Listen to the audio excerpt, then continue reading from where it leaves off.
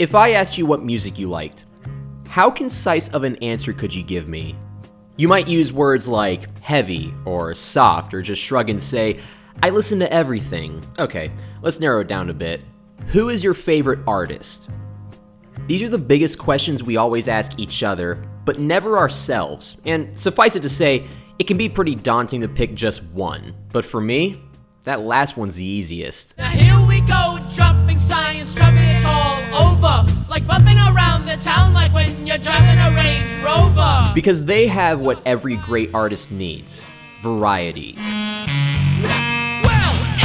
In the 25 years from License to Ill to the Hot Sauce Committee Part 2, the Beastie Boys had consistently dropped records that not only challenged them as musicians, but revolutionized rap music as we know it today, releasing albums that range from good to great to legendary. And despite being household names, they remain one of the biggest enigmas in hip-hop, starting out as a hardcore band that grew more and more disillusioned by the state of punk.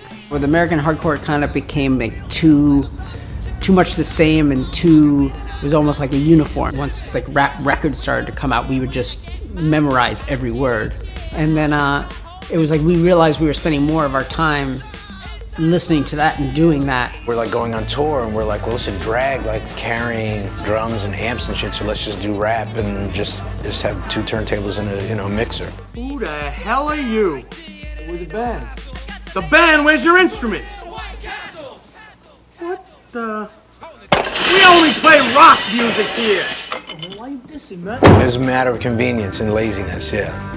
While Run DMC wanted to be the rock stars of rap music, in the same way groups before them wanted to be disco stars, the Beasties had the authenticity to accurately translate that attitude to hip-hop. And just as Run gave a generation of artists a blueprint to build off, they quite literally gave one to the Beastie Boys and watched them as they made it their own.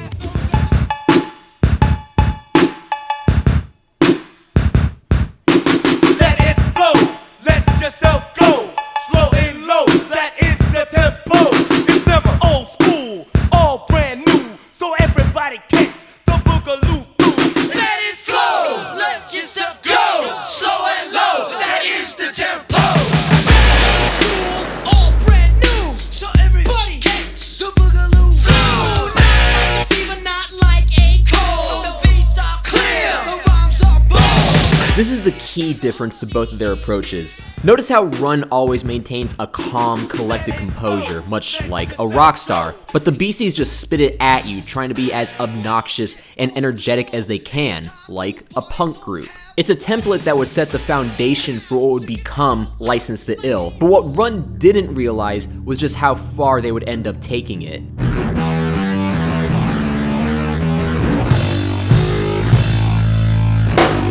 What's interesting is how the Beasties never seemed to trade one style for the other. They always found some familiar ground between punk and rap, but with the question becoming less about being two things at once and more of how do we embody both? And what else can we bring in here? A concept they would capture on Check Your Head before perfecting it on Ill Communication, to where they plugged in their microphones to distortion pedals to get that muffled feedback sound effect for their voice like you would for a guitar, because in hip-hop, your voice is your instrument.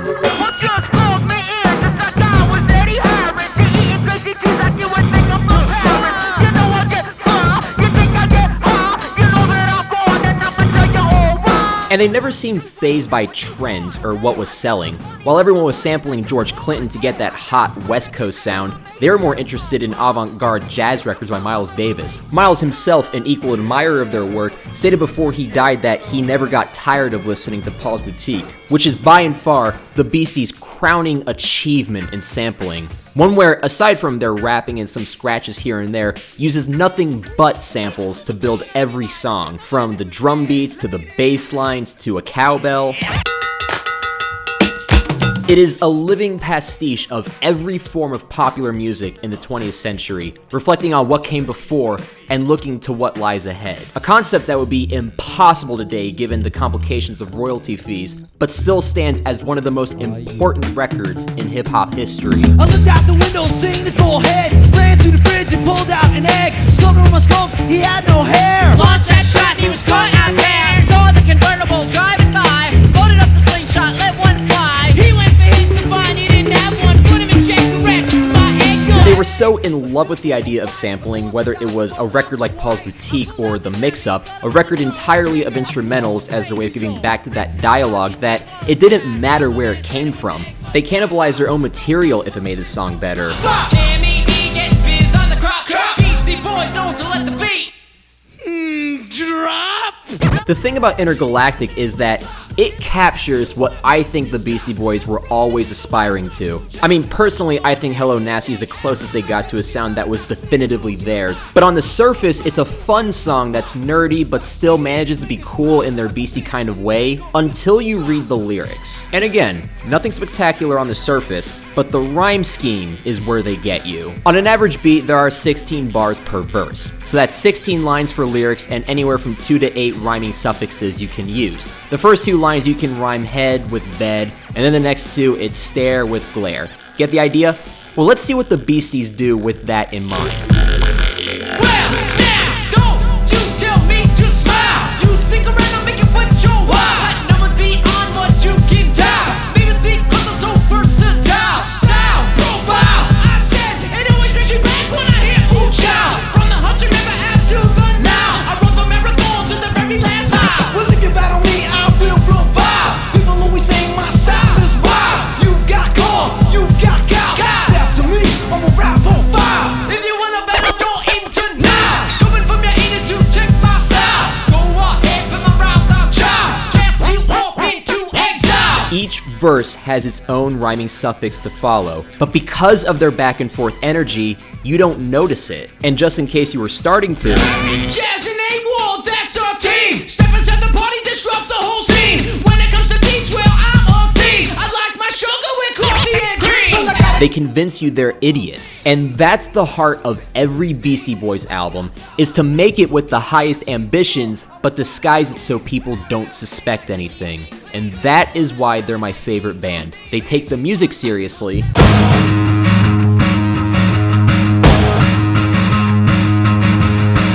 but never themselves seriously.